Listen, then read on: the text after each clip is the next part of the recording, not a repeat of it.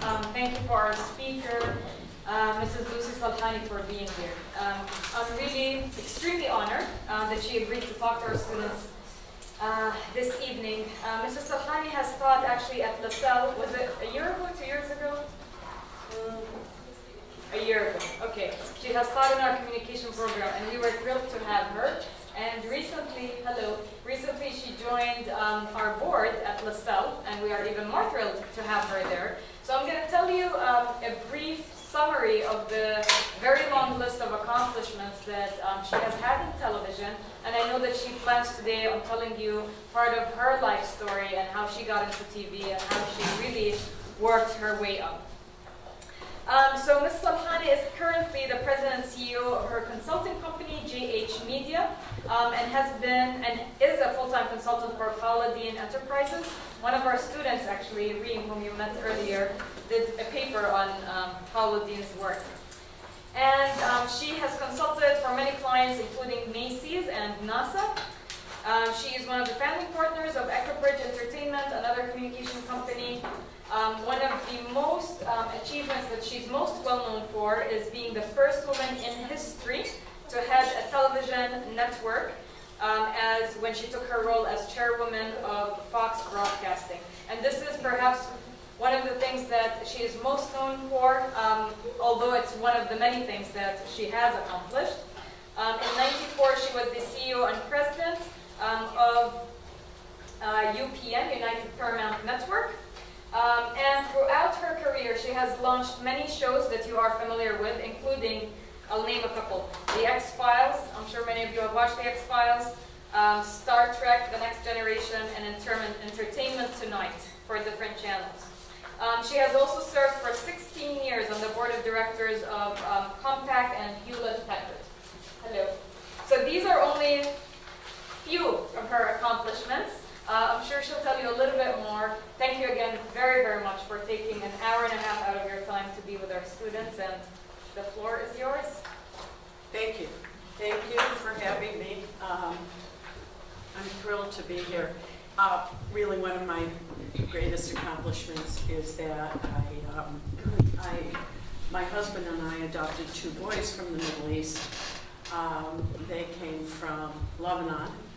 And one graduated from here recently, Jacob, and that's really probably my greatest accomplishment.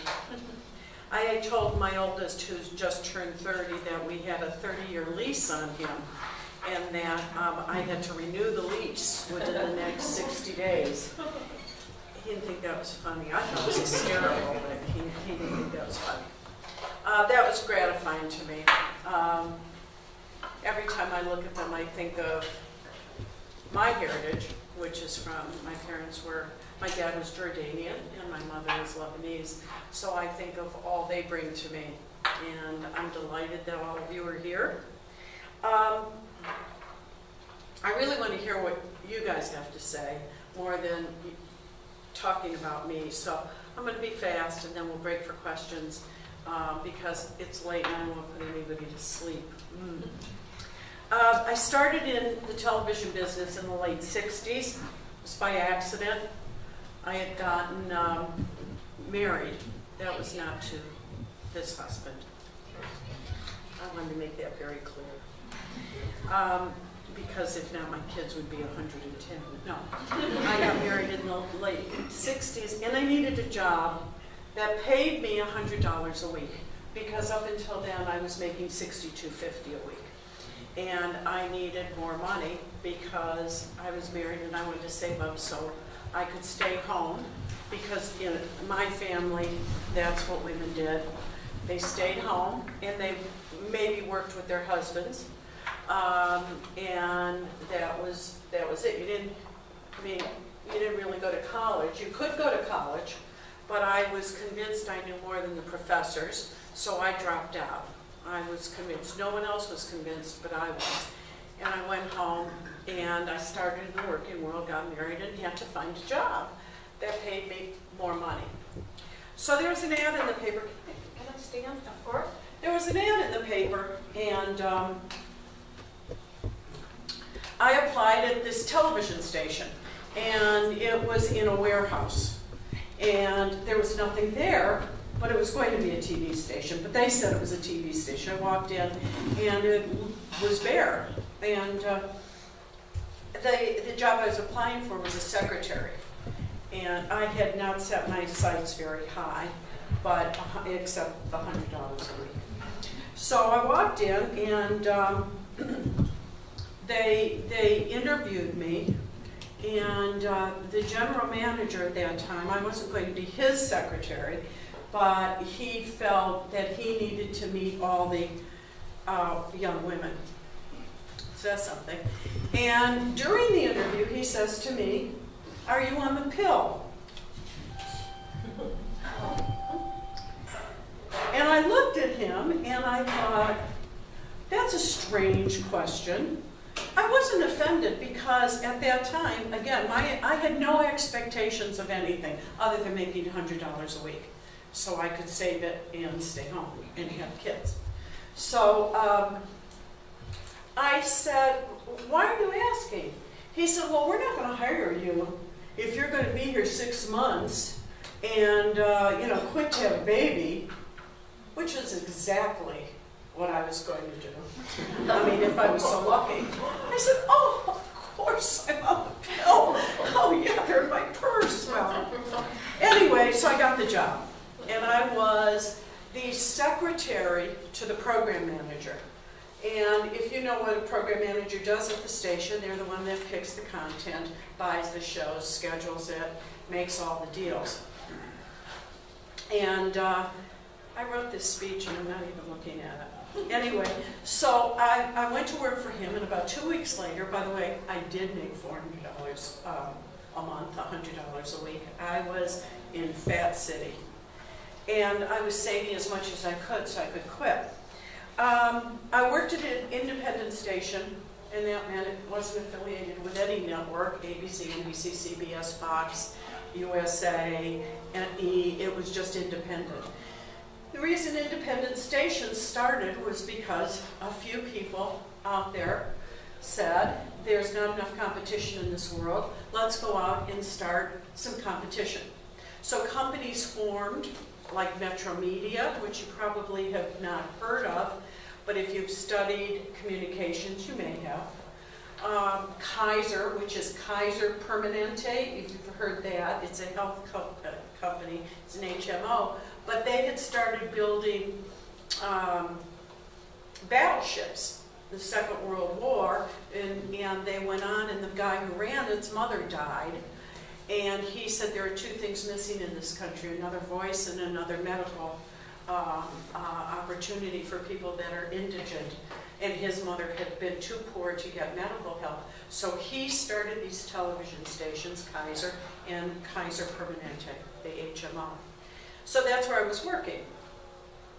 And everybody I worked with was like me, a little off-center, very independent. If everybody in the entertainment business zigged, we zagged. If they were running comedy, we'd run drama. If they were running news, we'd run comedy. If they were running soap operas, we ran kids programming. And I learned the business. I learned the business from top to bottom because that warehouse became a real TV station. And I was there to watch them put the wires in. I was there to practice the sign-ons. I was there to write copy. I was there to answer phones. I was there to tell them how to hook up their UHF antennas on the back of their TV sets, which was phenomenal for me. So I also learned that I wanted to be a program manager because that's what I loved the most. So I went to my boss, and I started seeing how the pill is being activated now because I'm not so sure I want to quit work and have kids at this point. So I went to my boss and said, "I'm really happy here, and I can't thank you enough, but I want your job." I really did say that. I was a little brat. I really was. Like, who do you think you are? And he said, he said, you know, I'll certainly teach you as much as I can, if that's really what you want. And he was wonderful, and his wife and I, and he became lifelong friends. So he started teaching me about the business. You have to understand, though, I was very bossy. I know it shocks you probably, you can't even see that in me, but I did everything. I put my nose in everything. I told people what to do. I learned everything. I would work till late at night, so there went my first marriage, down the tubes. Even making $100 a week, so that went. So I was on my own. By that time I was making more than $100 a week, by the way. I got into public affairs, where we went into the community, and because that was legislated at that time. You went into the community because television stations were licensed in the public good. You went in and said, what do you want to see on television? Not what comedy or drama, but what do you want to hear about? What are your problems? How can we better answer those? And people would come back with amazing things that gave us an insight into our community. Something that's missing now from all entertainment. It's more national. So if you had a real problem, and I'll give you an example. A little later, I worked for a company called Taft Broadcasting, and out of Philadelphia, close to Pittsburgh, but out of Philadelphia. That's where my office was. And Adam Walsh, a kid, had been, I don't know if you know who Adam Walsh is, but his father's John Walsh, and the young boy, it was the first major kidnapping in this country, non-parental, and they found him years later with his head. He was decapitated. And it became a national search for Adam Walsh.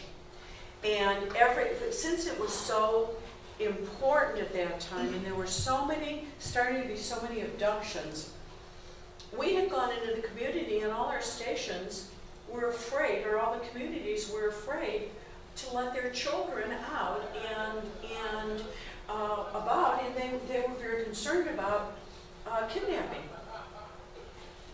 So we answered it. Our stations formed a group, and we had something a year long. It was called Youth Watch, and we did a year-long campaign on kids protecting themselves.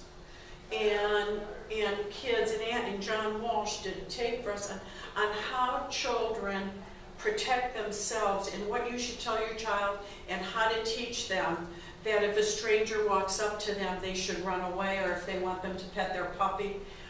That was very important to us. So we were in tune with our communities, and certainly that was extremely gratifying to me.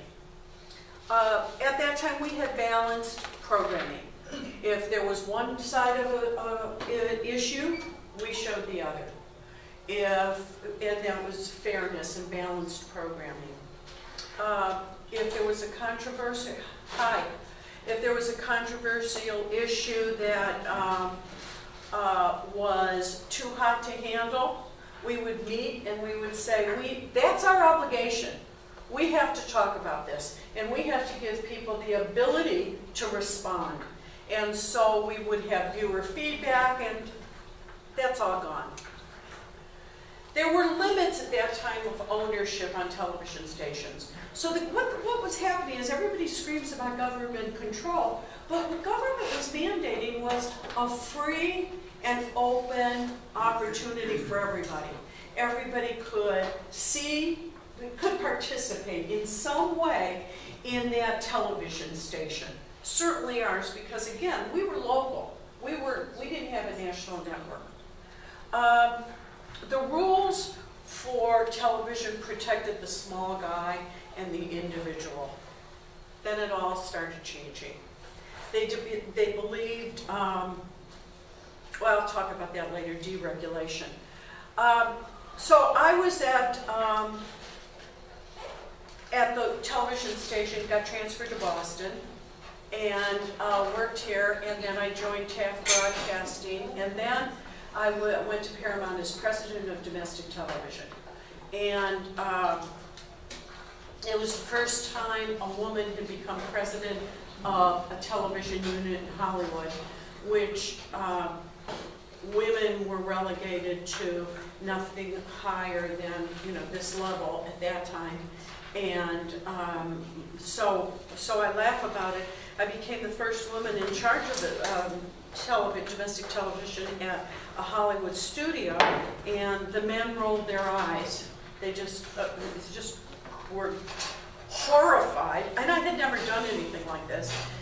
The women cheered, and the producers scratched their heads like, who? Well, they didn't scratch their heads or roll their eyes for long, because our television division became the #1 or one of the top ones in the business. It was because I believe women are more collaborative. I had a team. It wasn't about me, it was about them. And we had more women working for us. I'll tell you a quick story. We had a sales department, and they were all guys. I have to say that. They were all tough guys who would go on these retreats, and no one was allowed other than the sales guys. Well, that meant there was a male retreat, and they'd golf, and they'd go in the locker room and scratch, and who else knows what else they did. And and they all got these great jackets, you know, and it literally was like the Super Bowl every meeting that they went to, and they had these handshakes.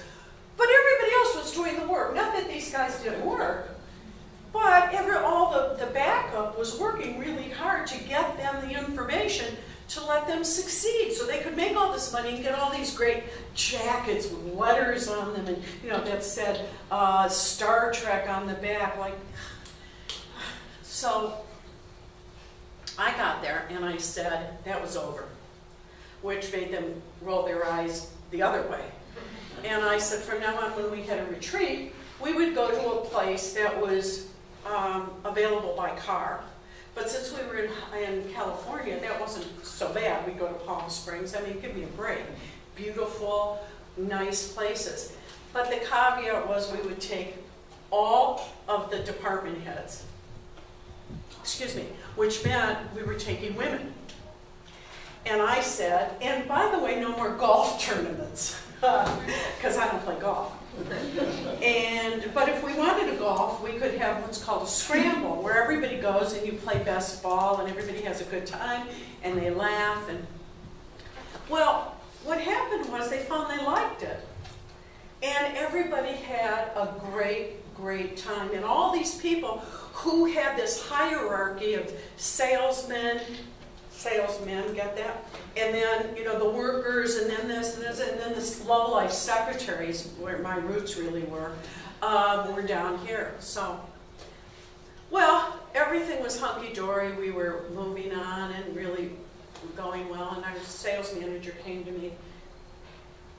His name was Greg, and we're still close friends, but he said, I need to hire another salesman in Chicago. I said, great. And he said, well, I have some men I want you to meet, and, you know, guys that are in the business, blah, blah, blah. And I said, we don't have any women salespeople. I said, I really think, and this is true, this is not an exaggeration, I really think we should think about hiring a woman. And he looks at me and he says, hire a woman? This guy had suicidal tendencies, I swear to God. He says, hire a woman? I said, yes. Yeah. He said, Lucy, when they travel, they have all, and he did this is true, they have all this luggage. They have their hot rollers. They have this, they have that.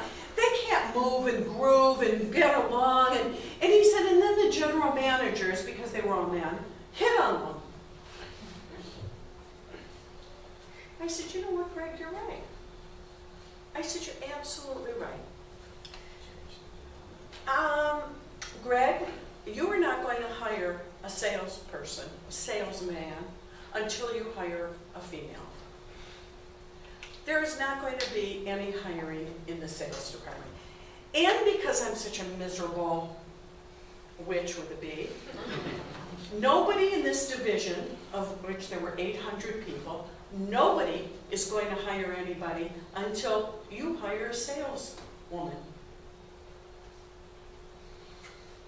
And it was like a standoff.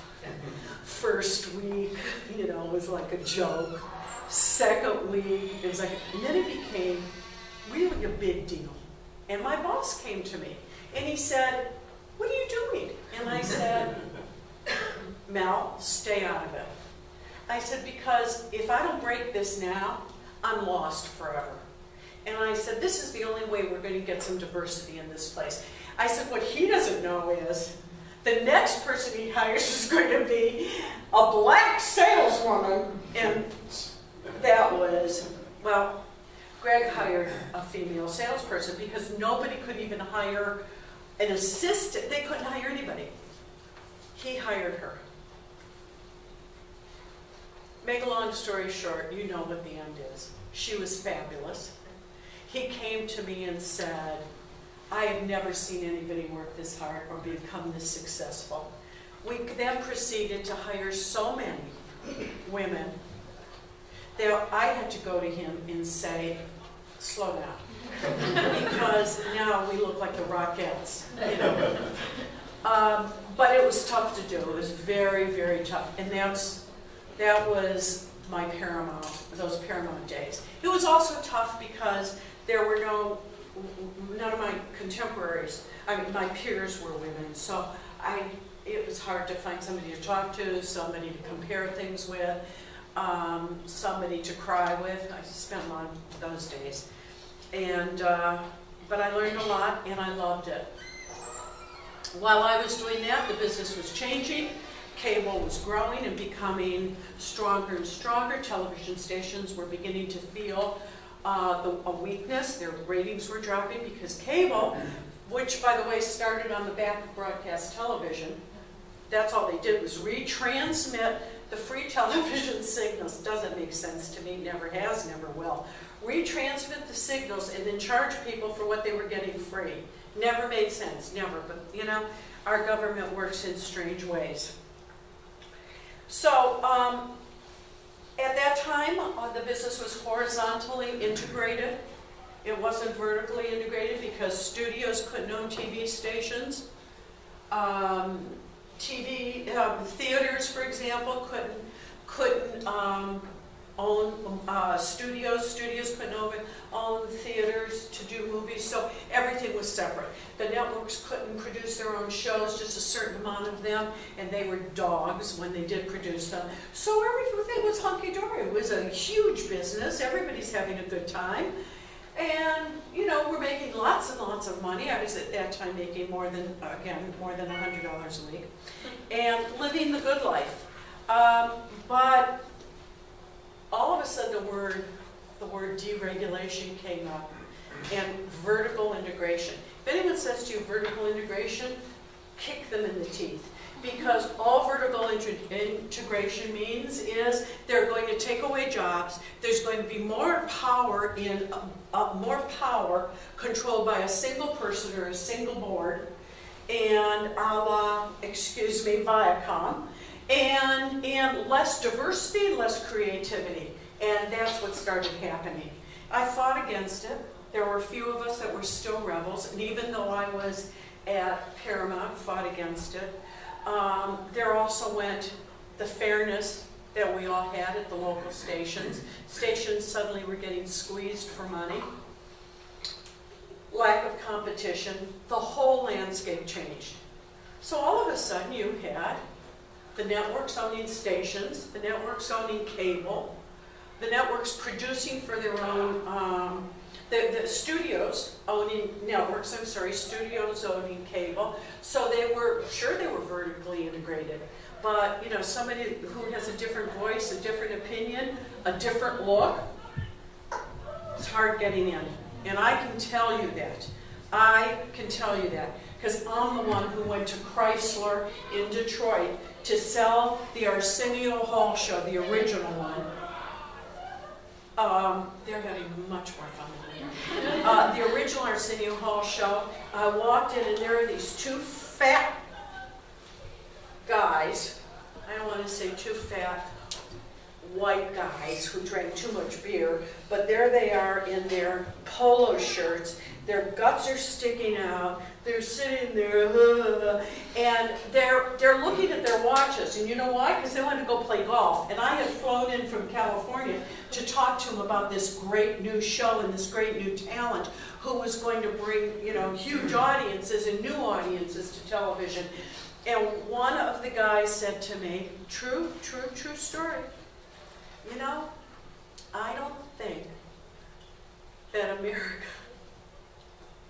this is hard for me to even say it without you guys stoning me, America is ready to watch a black man every night before they go to bed. I went, I'm sorry, would you explain that to me? They said, well, most people watch TV in their bedrooms. And then they watch late night television, and then they go to sleep. Now, no man is going to want his wife watching a black man on TV because she's going to feel threatened. I was so mortified. I was so mortified. This was the head of advertising for Chrysler. I was so mortified. I said, you know what? You're probably right. I walked out of the room and I flew home. I was just furious. When the show became a success, they never got one commercial on the show. They didn't cut. They wanted to, but it wasn't going to happen because they were so intolerant, so miserable, and that's pretty much what Hollywood was at that time. It's still kind of tough, but definitely there.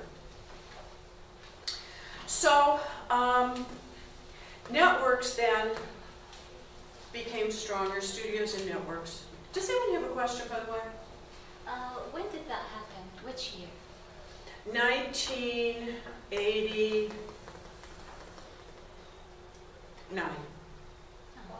Isn't that sad? This wasn't like the Dark Ages. I mean, to you it was, but not to me. But that was nothing new. I mean, when I was, well, I'll tell you in a second. So, at that time also, what was happening was cable was growing, and they were starting these things called news channels. It's like, it is probably the worst thing that happened politically to this country, these 24-hour news channels. And I don't know that you have really thought about my background, but the worst one of all is Fox. Because Fox single-handedly has changed politics in this country, the Fox News Channel. Roger Ailes, who is an old and very dear friend of mine, has created the Tea Party. Maybe he didn't create it himself, but the network helped make it live. Has continued to push their beliefs. Has spent a fortune to create a non-working Congress. He wants a partisan Congress. While people are dying all over the world, if you turn Fox on, all they're talking about is the election. While people are being kidnapped all over the world, all Fox runs about is why the deficit is so high. Not that these aren't issues, but if you watch Fox for more than an hour afterwards, you want to take a gun and blow your brains out because it's the end of the world. And that's what deregulation, vertical integration, and the opening up of the marketplace, and the lack of government control. Now, again, I'm as independent as they come. I don't want government control, but at some point, big business and these companies cannot control the message. So then we say, then I went to Fox. I left Paramount, which was like heaven, and I went to Fox, and you can imagine it was like hell. Don't ask me when I went there. Don't ask me. I don't know. I went to work for a man named Barry Diller, who had been at Paramount. I thought he was a genius. He was a genius. I liked learning from him. I went to work at the Fourth Network. I wanted to be part of the growth of that. Barry got fired 4 months later, and I inherited as my boss Rupert the Devil Murdoch. Well, in spite of him, we took the network to 7 nights. It was only 4 nights when I joined it. 6 months later, it was at 7 nights, which was a feat that he never even... We created the X-Files, and not only did we create it on 20th Television where I worked. When I went over to the network, I bought it for myself, and it became a $1 billion program for them. And the other notable thing, other than some losers, I could tell you about those, we negotiate the NFL. And it was the first time a woman walked into the NFL in a position of giving them hundreds of millions of dollars. That was a whole different thing. Like, I'm surprised they even had a woman's room. I'm just shocked because all they did was give each other high fives. I mean, it was horrible. It was just horrible. But anyway, we paid them a lot of money and they liked me all of a sudden. I left Fox. I know that shocks all of you. I left after, I had a 5-year contract and left after 3.5 years. And I'll tell you, one of the reasons why I left is Rupert breached my contract. I had, in my contract, it said I only reported to the chairman or the owner. I wasn't dumb. And he was reconfiguring the company and he wanted me to report to someone else. And I went, check please. The other reason was that in front of a room full of people, he waited till there were more than 3 or 4 people. He would call me a feminazi because I was a Democrat and I liked Hillary Clinton. And he says, you're nothing but a feminazi. When a decision was going to be made that was a big decision, he would look around the table and ask the man what they thought, and then he'd say, you know, Lucy, what do you think John would think of that? That's my husband. So he kind of embarrassed me in public. He was a man that didn't understand he was embarrassing me. He, when we had trouble with a show that we had on the air, he said, why don't you just take everybody, get them drunk and get them laid? It was just unbelievable. He's a bully. He didn't keep his word on anything. No contract was honored. And I say that he used the so what clause all the time. So what if you've got a contract? So what if you think you deserve this? So what? I didn't like it, so I left. And it was great. It was like, I will tell you, my son Hal, my oldest, you've never met him nor Jake, my oldest walked up to him, he was 6. And my office and Rupert's office were next to each other with a stairway in the middle, thank God. And my son was walking out, and Rupert was walking out. And my little guy had been in to see me, and he was walking out, and he said, Murdoch, because that's all I called him at home was Murdoch. I didn't call him Rupert. I'd say, oh, Murdoch's on the phone with him. By the way, he used to call me at 5 in the morning because he was somewhere in the world that he felt it was okay to wake me up at 5. He says, Murdoch, why do you make my mommy cry all the time? Rupert had to pay for every time he called me feminazi. My file on him was that big. I felt so good. Well, so what does the future hold for television? Well, the term critical mass is gone. There's no more critical mass. There's no more water cooler talk. There's no more the time that you'd watch something on Monday night and Tuesday morning you'd go in the office and say, boy, did you see this? It's gone. We are a fragmented entity for entertainment. We all, and maybe that's good. Maybe it's more personal. Maybe you get to watch what you want to watch. But I want to tell you, it's not as much fun. Just isn't. I'll say to somebody, did you watch this? And they go, huh, where is it? It's just not as much fun. You walk into a room, and by the way, the quality was better. I mean, think about, I don't know how many of you like Seinfeld, but think about when Seinfeld was on. You could go in the next day and talk about the soup Nazi, and everybody would laugh and joke. And think about now, what do you walk in and really talk about? The ratings of the networks, both cable and over-the-air, are for most shows in the single digits. Creativity, with a few exceptions, is disappearing from television. That's unless you think, and I'm talking about over-the-air cable, that's unless you think that 3 shows based on NCIS, shows by Shonda Rhimes, where they talk faster than most of us can think, including Scandal, and where Dick Wolf produces not only Law and Order SVU, but Chicago Fire and Chicago PD. Then there's digital distribution. Soon, HBO and CBS will be joining Netflix in charging monthly fees if you want access to just HBO. So if you don't want cable and you want to watch HBO, you can pay for it. Singularly. You don't have to pay for all of cable. The only problem is, how are you going to get it? You have to get it through cable. I can't figure that out. I can't figure out what HBO is thinking. They're thinking of unbundling.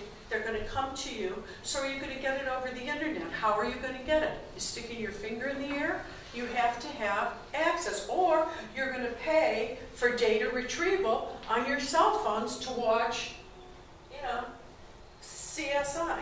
I don't think so. So it's goodbye television, goodbye cable, hello internet. More of the same. More of the same. Just much more of the same. So, what is the future of television and mass entertainment? Well, we're going to have a little discussion about that. All right?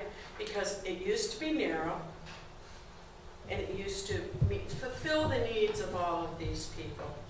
And then as it got broader, there was more fragmentation.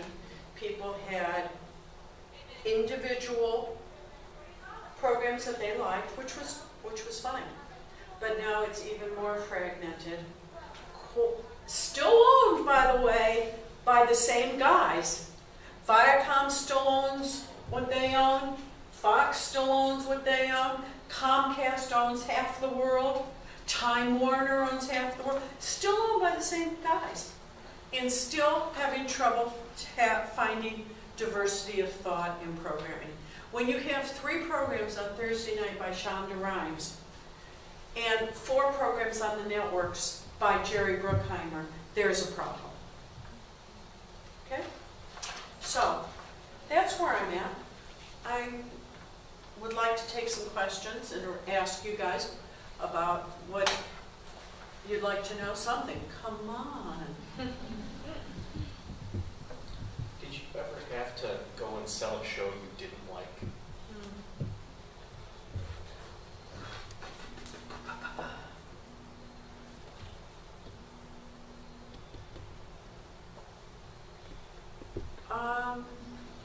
No. No, because once you reach a level,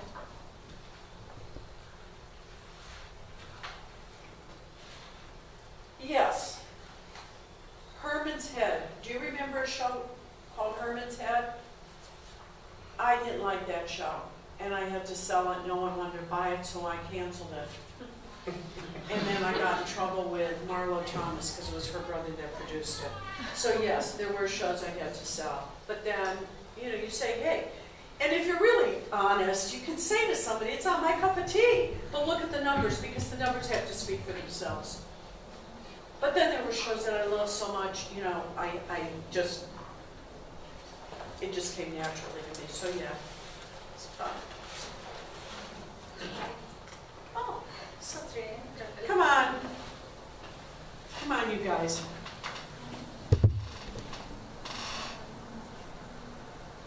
Okay, I came from a household where the men sat in one room and ate, and the women served them and sat in the other room.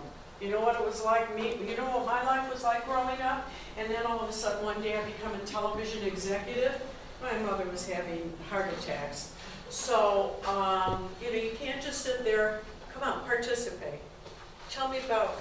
And remember, class participation is part of the grade, guys. What? Remember, class participation is part of the grade. I'm reminding them. I wouldn't want to participate with me either, but. Do you watch, you want to ask a question? No. Oh. Do you watch television? Yes. What do you watch? Let's go. Give me a show. Actually, I go on Netflix. Well, you're still watching television. Yeah. What do you- Scandal. Huh? Scandal. Scandal. Yeah. Do you like Scandal? Kind of. Scandal is getting a little absurd. Yeah. Because now I don't know who's sleeping with who. I really don't. I don't know who the good guy is, who's the bad guys, and they talk like this. And I want to go back to the days. And by the way, Judy Smith, whose the show is written about, is going to be the commencement speaker at this college this year. Oh. Judy is the woman that is the crisis person. She creates her own crises too, but that's beside the point. Good friend of mine, and she's going to be the commencement speaker. But there's a show that's doing very well, but they're going to burn out, I think, because it's becoming so absurd. It's like Revenge. Does anybody watch Revenge? Yeah, I Yes. can watch more than the third season. Or You that's can't. Like, yeah. Because it's ridiculous. What happened with the good shows that you could predict, you felt comfortable watching? You know, sometimes when Scandal's on and my husband or my kid walks in, I want to change the channel. I mean, she's licking the president's up. And I'm not a prude, but give me a break. Okay, what else? Didn't you talk about reality TV last time? That a number of you watch reality TV? Yeah. What do you I like? actually have a question. How Go did ahead. you deal with the sexism in work? I'm sorry? The sexism? Sexism. Like, yeah. How did you deal with it? Well, I didn't talk a lot about it. I hinted at it. I mean, I talked about it, but I didn't tell you how really bad it was. Yeah. First of all, you know, my speech is you know, from a couch potato to the front office. I loved what I did. I love television. It is amazing to me. I love the entertainment business because you can do something that brings everybody together and laugh. They laugh at it, and there's unity, and it makes everybody equal. If you don't have any money, you can still be entertained by television. It is amazing to me that can happen. If you're indigent and you can afford electricity in that box and that, you know, special thing, you can even get cable, basic cable, for free. You can experience the same thing the richest person in the world does. So I love television. I love the fact that it brought us every crisis possible. It showed us people walking on the moon. That is absolutely amazing to me. So I am a real television person. I love it. I lived it. I breathed it. I'd work 15 hours a day. I would do anything.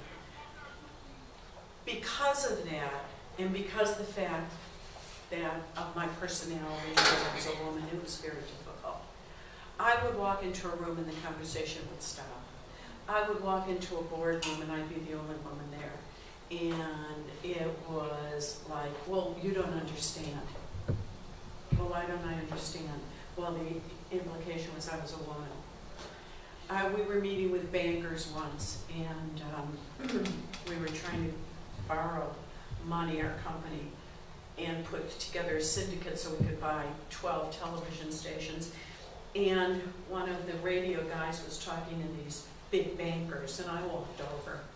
And he said, Lucy, could you excuse us? I'm going to tell them a joke. Well, immediately it made me a second-class citizen. And to try and tell them that, you can't just tell them, you have to pound it, you have to scream it, you have to get it across to them that I'm not a second-class citizen. I'm equal to you. But there are a lot that don't care about that. But by the way, those same people don't like, it's not women they don't like. You know, they don't want to have anybody threaten them because they've had it so easy. I mean, look at the top of most of these companies. You know, there are a few women, there are a few in the boardrooms, but they're still mainly white, middle-aged men. Excuse me, you guys aren't middle-aged. So, to what extent do you think this is still exists in media? Oh, it exists. It's not as obvious. And there are some little inroads, but it exists. What happens with vertical integration is, this is what's so insidious. Where there were this many companies and this many jobs, when a company is vertically integrated, it goes like this. It goes just like this. All right? So there aren't so many jobs. So it becomes more competitive. And those that are on top, and it's very hard to break that. But there are more women, and I'm delighted. I am delighted. There's a few more in the boardrooms. But until we really start controlling some of the Fortune 500 companies, really start controlling, it's still going to be difficult. It is better, but it's still difficult. I promise you that's.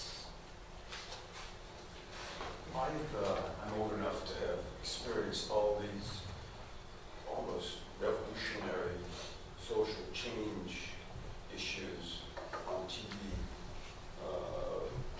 Blacks coming on initially, almost as a token black, you know, let's put a black guy there in commercials, and then women, slowly two men kissing, and now today we have, you know, the modern family. I always kind of wondered, and seeing that you have such a deep understanding of the industry, which one is causing which? I know it's interactive, but what's more important? Is it the television that's opening minds, or is it the social dynamics that are pushing those to be reflected? Or? It's a great question, and that's a question that I have pondered for years. My feeling, no proof, is television is a reflection of society. Television they can expose society, but they can't change it. Society has to be willing to accept it and experiencing it. I'll give you an example, my favorite example. There was a show called All in the Family. You may not have even heard of it, but it was the first show that really talked about, in a very comedic way, the issues facing people from blue-collar families, you know, where the man was a bigot, but it was produced by Carsey Werner, and it was satirical, but people didn't know it was satirical, but it was, anyway, they did the show. They took it to ABC, and ABC said, oh, no, the country's not ready for this show. No, they tested it. Testing was down the tubes. CBS was coming out of the tank, if I believe I'm right, and they bought the show. And the show became a huge, huge hit. So the country was ready for it. It was accepting and ready. But think about the shows that haven't worked. The one with, shoot, I won't remember his name. Billy Crystal, when he was gay. And it failed because people weren't ready for that. They were not ready.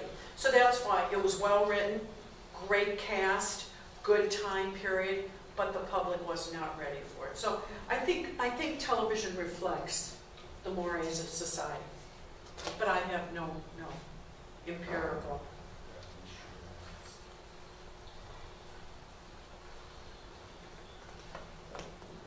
Okay. What was your initial TV station that was the warehouse? Where was that and what did it turn into? Cleveland, Ohio. It was a television station, channel 61. I stayed there for 9 years. I loved it. It was my home. And it merged with another television station. By the way, after I left Fox, I went to put on a network called UPN, which is WB now. It was sold, it was merged. And we had 2 nights of ethnic programming. It was black programming. And I had somebody walk up to me and say, "How can you do that? How can you have all that black programming?" I said, "I want to ask something. Do you go to NBC and say, how do you do that? How do you have all that white programming on?" It doesn't, none of this makes sense to me. It doesn't make sense. But anyway, so I went from UPN, I moved back to Boston, and I started an internet company with a partner of mine. And we raised a whole lot of money, and we had a technology to animate faces. So we could take your picture, run it through our animation, and then your picture could be animated on the internet. But we were too late. And so that went bust. And then we started the film distribution company, Echo Bridge, that I sit on the board of now. Could you tell us shows that you think today are some of the best shows out there? Well, yes. I liked Homeland until this year. I thought Homeland became, if she screams one more time in a bipolar meltdown, I'll just go crazy. I loved House of Cards until this year. Do you love House of Cards? Isn't he great? Oh my God.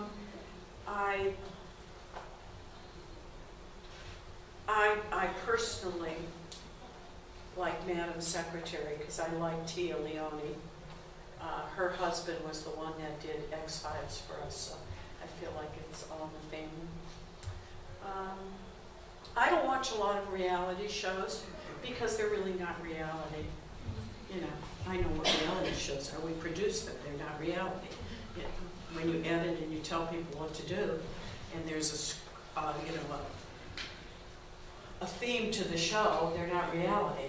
So I don't, and I get mad because some of them are really stupid. I should do one on my house. And I like The Good Wife, except they killed off her boyfriend. So who watches The Good Wife? I used to.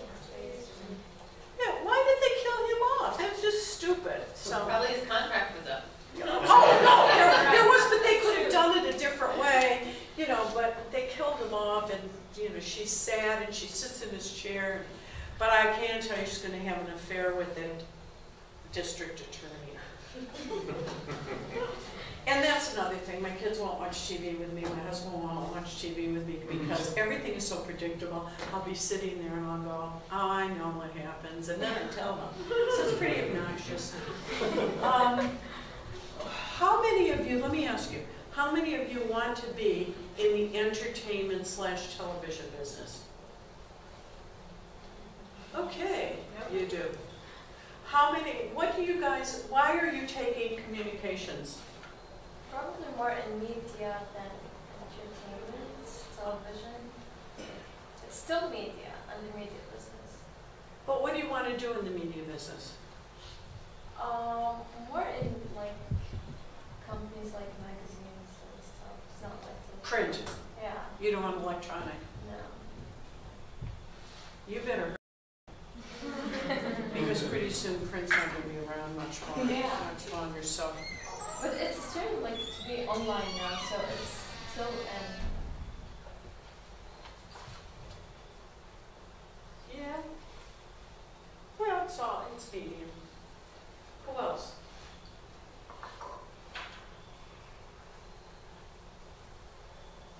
What are you into? Well, I'm planning to like relate it to the business, like because I'm considering having a business in the future.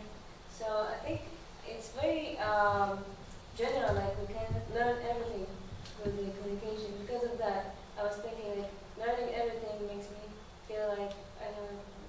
So yeah, I was thinking like it's gonna be helpful in the management and also for creating business. So I know how to deal with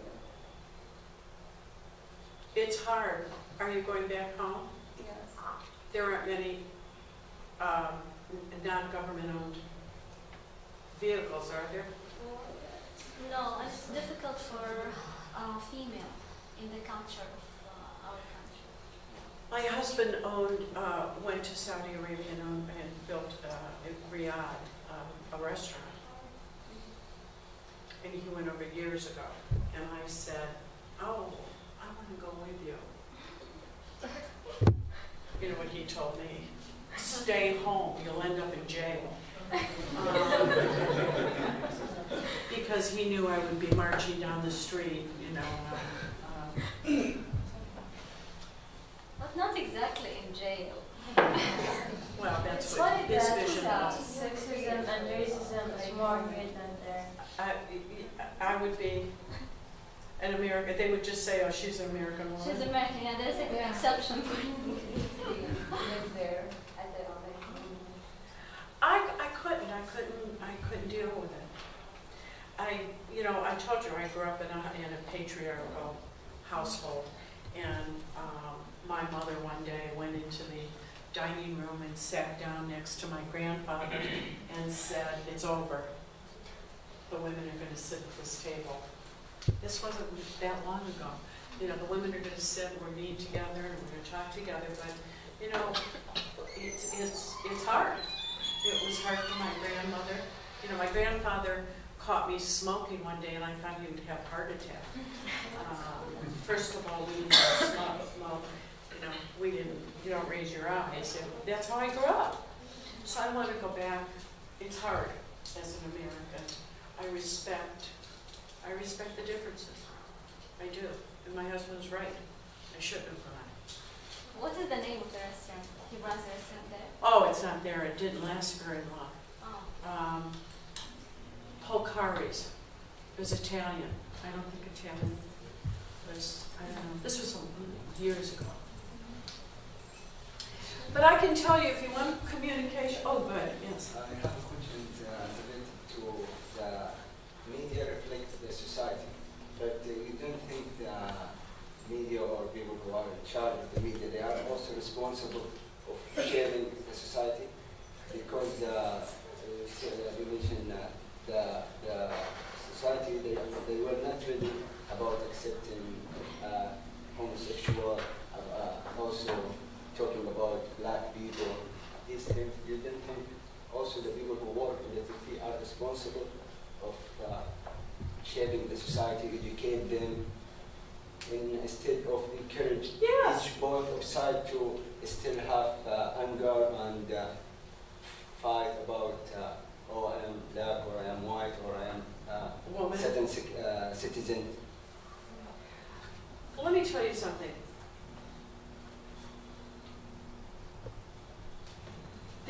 They do have a responsibility. I guess maybe I didn't get the point across.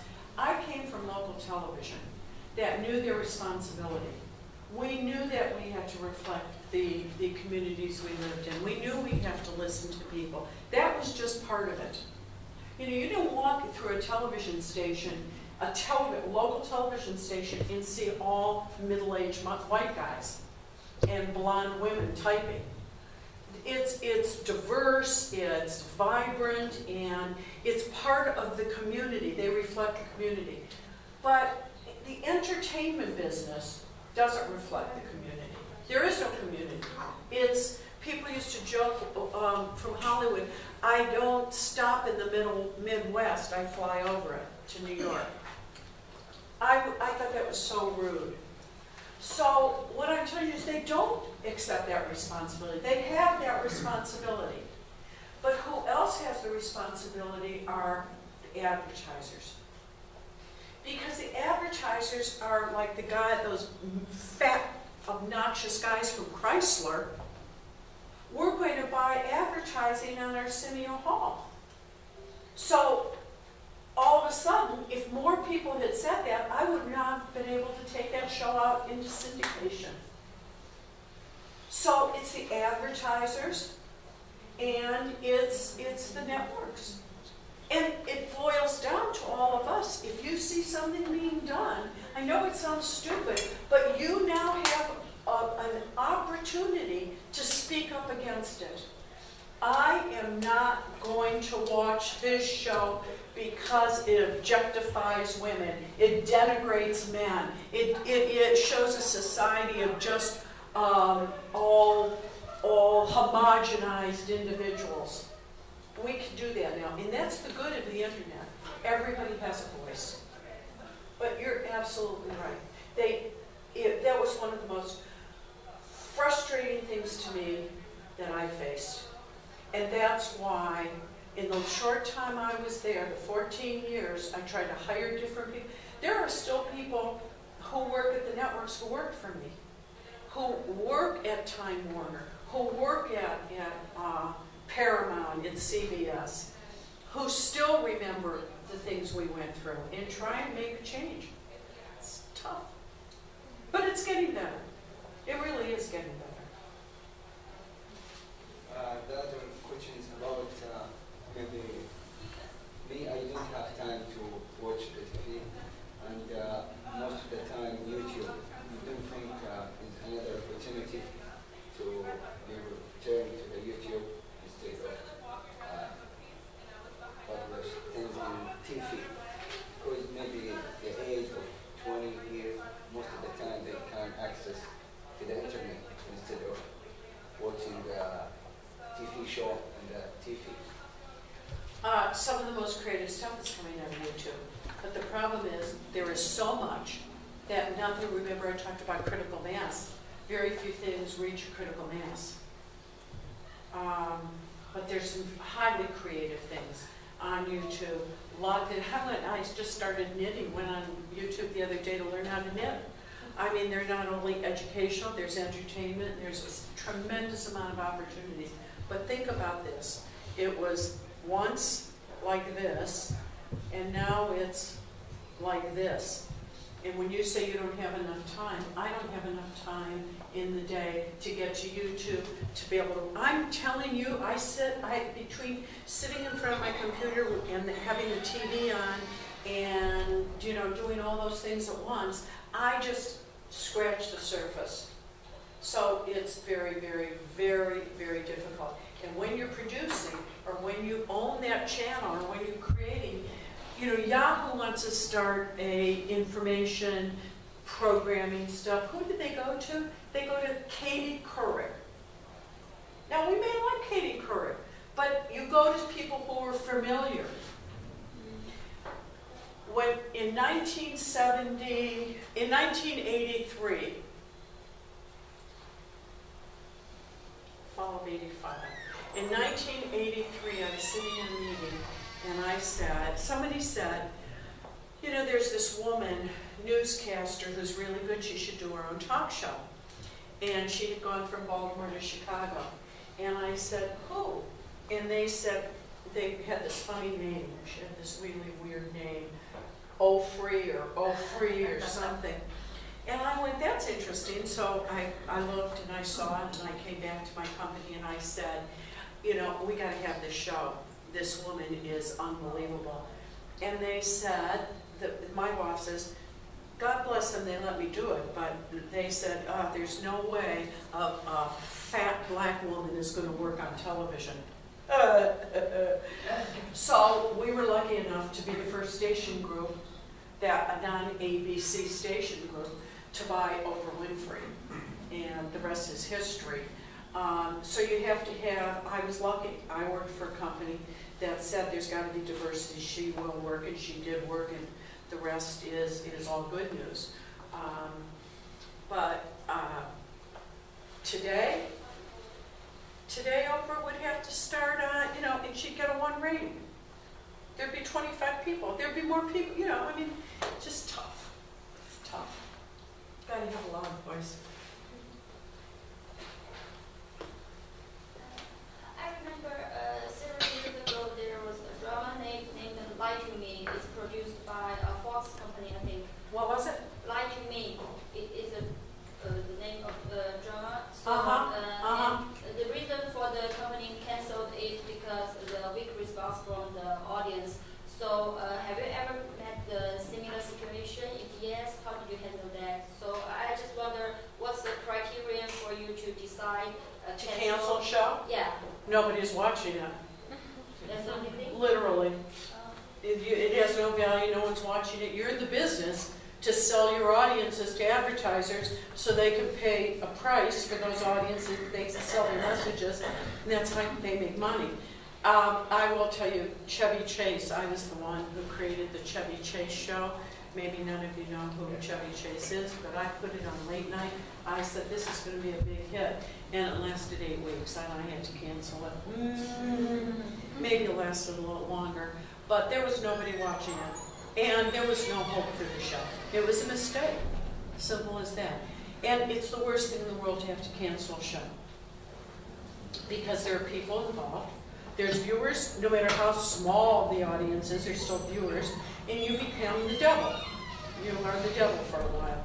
And I would get phone calls in my office, having people yell at me, why did you cancel this show? Why did Tony Thomas called me when I canceled Herman's Head? Said, I'll never talk to you again. Bang! So, that's... I have similar questions for me. Actually, I don't know. How do you know who's watching this this program or what shows? How do you know is it going to be successful or not? Or when you cancel the show, certain show? Well, you put it on.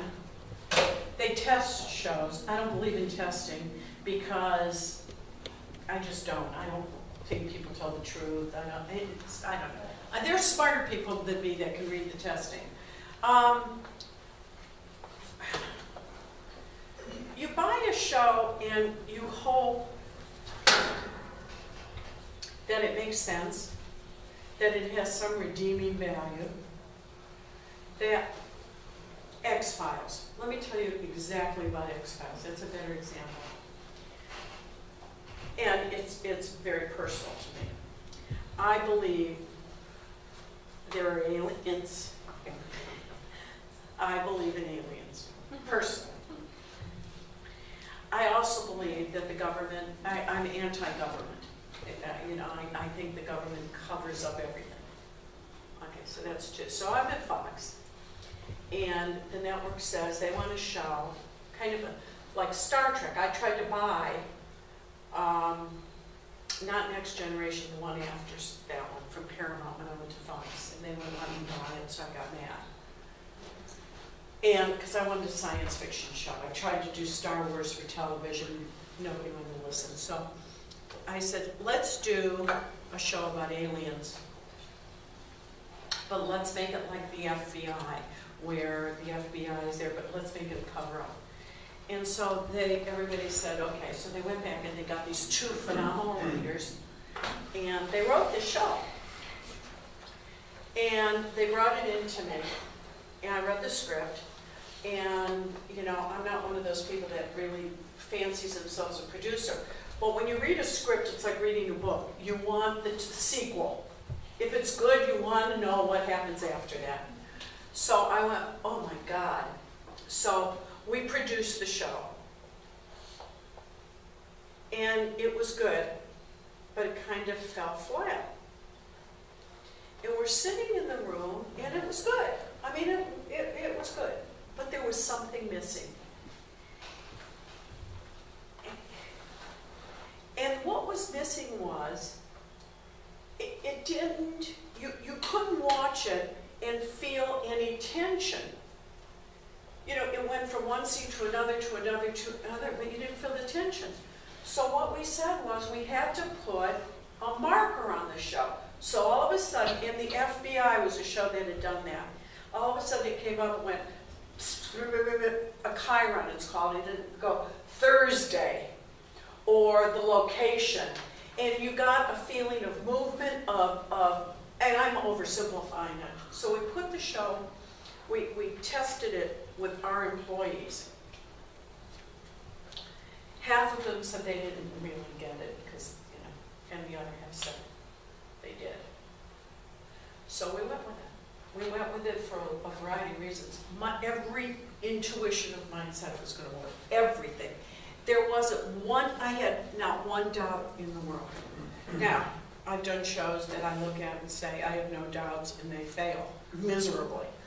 But that one, everything was right about the country. Also, that's another thing. The country, you have to know what's going on in the country to be able to produce. You can't produce in a vacuum. You have to watch other things. You have to get the feel for what's happening in the world. You cannot produce anything, either entertainment, reality, that there's no identifiable bent to it. And so maybe that's the answer. It's got to be part of what society is going through. Given the accelerated interaction globally, maybe you have to ask the question of in international distribution. Yes. How big of a chunk of the revenue is that? Do they really care, or absolutely do they have to, you know, now kind of almost forced to take a global view of the world? Internationally, dramas are huge. It's a good piece of money. And I mean, when you go home, if you watch TV, I'm sure, well, I don't know if you do. Do you see American shows? Yeah, okay. So you get American shows that are either synced or closed caption. So, yeah, for dramas, comedy doesn't travel. JR, I spent quite a bit of time in Turkey. JR was part of the culture. Don't act like JR in Turkish, because everyone was watching Dallas. Yes. I mean, that Dallas was part of the culture. But that was a drama.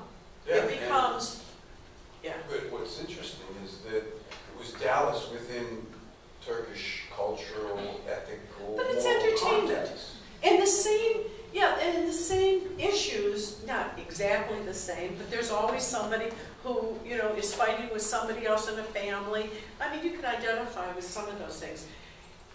There was a time when I was, I know I'm probably over time, but there was a time when I started in the business that I wouldn't let a show with people who had English accents on the station, because I said, oh, here we go. Ooh, who's going to watch that? Who's going to understand what they say? Because all the announcers and most of the performers on television were trained in the Midwest. They would go to Chicago or Cleveland, be trained. They have no different accents, and that's how they did it. Now look at television. It is more reflective of our society, and it will get more reflective. The problem is the audiences are dissipating, and it's going to be harder and harder to make an impact. And the biggest impact will be these stupid news channels. And so that's that's where people are going to get their information, from these stupid news channels. I mean, if you weren't CNN, you think that Ebola's in your backyard. I'm serious. If you weren't CNN, you think you're going to get Ebola in about 5 minutes. Instead of, right? I don't know if any of you watch CNN, but it's ridiculous. And if you watch Fox, you think that they're going to turn over, they're going to turn over the government in 6 hours. I have a question. When you sell the shows to other countries, like Arab world, do you give them the permission to change in the shows or cut some scenes or? Yes. Well, you do it. and they'll tell you what to take out. Even if it will affect the theme or the main topic of the show. Yeah, that's not, I mean, if you sell a show to a government, let's say government-run channel, well, it wouldn't be, it would be an independent channel, and they feel that they want to edit it and they want to cut it, then they have that right. They tell you what's, or they won't accept it. Some movies we have will sell a package of movies and they'll turn it back and they'll say this isn't right. And you know, that to me, that's only fair. That they're buying it, it's their country. I can't push my feelings on them. I mean, without getting into the whole political censorship. Censorship, it's another story. Talk about that for years. It's a big story, censorship. Huh? Censorship is a big story, especially in our countries. Yes. Yeah. Censorship. I respect.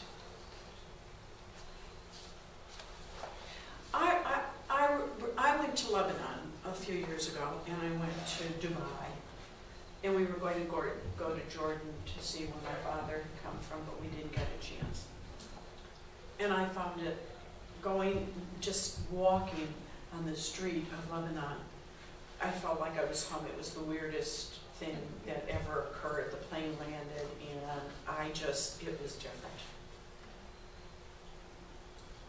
However, that's a westernized country. I don't know what it would be like living somewhere that wasn't westernized, because I haven't experienced that. You know, I don't know. But you have your families, you have your life, you have your friends, you know, so, you know, where does it, the effect on me, as she said, I'm an American woman, is that the same effect censorship would have on you? Because you've lived with it. Yeah, but we want to change. There's another thing that we are willing and we want to do, you know, some change. And how are you going to change? Like you break the gender bias, maybe. I'm there for you. But there is an effort. There is efforts. There is what? Efforts. Especially lately after the social media, there is a lot of efforts to break, you know, boundaries. And by the way, we have a lot to learn. This country. This country can't push, like those guys in Detroit, push their feelings and their desires and think that we're always right, because we are not. Forget politically, I'm just talking about, let's just talk about the entertainment world. We are missing so much, and we're not open to delivering and to accepting and to understanding. It's a two-way street. And I hope that this country, that's why I think a female president would be so much better. Because I think that we are more collaborative. We want more. We want a different way of life. We want to be able to talk on a different level. You know, if we have women running the world, would we have wars? I go into all of that. Not that I don't love men, because God knows I live in a house full of men and I wouldn't want to be away from them. You know, I think it takes two different kinds to make one great. I wouldn't be anywhere without my husband. I wouldn't. And I would hope that if he was here, he would say the same thing. We're a team and we're a pair, but we balance each other. And you know, I would love, you know, get my email. Do you want to email me? You want to talk? You want to? I would love that, because I would love to know more about what you all are going through, all of you, and how you feel. You know, this is from the roots. This is who we are. Even you from Turkey. I think we have about 5 more minutes, so by all means, if anyone has a last question or two. I have a question for you. So you said you went and spoke with the NFL. For someone who's actually gone in and seen the insides of the NFL, were you at all surprised at what happened recently with the whole scandal, Ray Rice, the whole domestic abuse, that kind of thing, or was that something that, from your experience with the people in that management office, you kind of knew was possibly a situation that would occur if something like this would happen? Nothing surprises me from a bunch of male. Nothing surprises me coming from a bunch of athletes who have only one thing on their minds, and that's winning at any cost. When you walk into the NFL, it was with Paul Tagliabue, Neil Austria. They ran the NFL. And I'm telling you, when I got there, it was, you know, if it hadn't been for some of the local owners, the first meeting I was with, I would have left, because women are nothing. They're chattel. They're nothing to them. It's all about the game and winning, and who's around them all the time? Who? The players and hookers and loose women, and they go on the road and they're like gods. You know, and so I don't mean, you know, hookers and loose women, but, you know, these women are after them constantly, constantly. And when you keep getting that in your mind, that you're better, that you're more successful, that you could do anything and have people overlook it, and they're treated like gods, then what's going to happen? So, no, I'm never surprised at those things, ever, ever. I just wish their mothers had raised them better.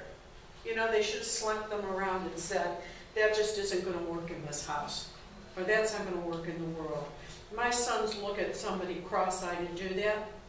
You know my son, Jake. I just wouldn't allow that. And either with my husband, by the way. But these guys are treated like kings. And I'm disappointed. Because who are the heroes? I'm not disappointed in the media because it exposed it. Everybody blames the media. The media reflects what's going on. They just report. They may report too many times. I mean, if I saw that woman being beaten up in the elevator one more time, I would have, you know, thrown up, but it doesn't work. What, darling?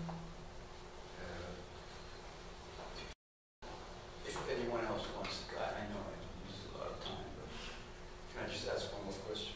I'm here all night. You guys gotta go. Critical mass. I was kind of thinking about this last night. So, yes, we had a very kind of narrow spectrum of what we watched and shared, and we could talk about it the next day. And now that that's kind of expanded to, you know, almost global. It's fragmented, right? The whole world is kind of in there now. But how about the mass that we've created already? I mean, we're not kind of going into that huge area without our mass that's already been kind of solidified in a sense. Does that make sense? What you're Let me ask you this way. Being in the industry the whole yeah. time, did you feel that when the whole industry kind of, with your experience started, you had more critical mass than you do now? Do you feel less? Do you feel more kind of... Oh, absolutely. Absolutely. When Neil Armstrong walked on the moon, when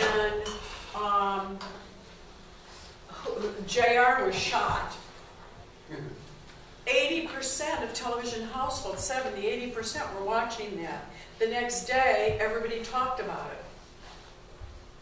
The Vietnam War, I say, was televised by ABC. Every night, you would watch ABC, because they were the #1 network at the time, and you would see killing and shooting and everything in Vietnam. They televised it. They televised the marches. They caused an upheaval. You don't have that now. You don't have that.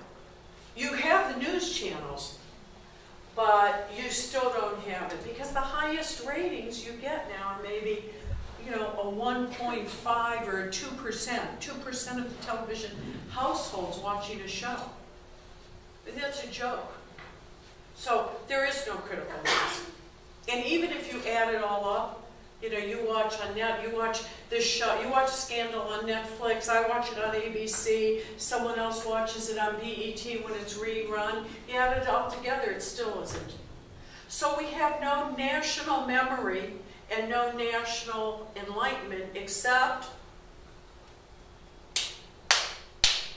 for those damn news channels, because it's over and over and over and over and over. It's like brainwashing. I hate them.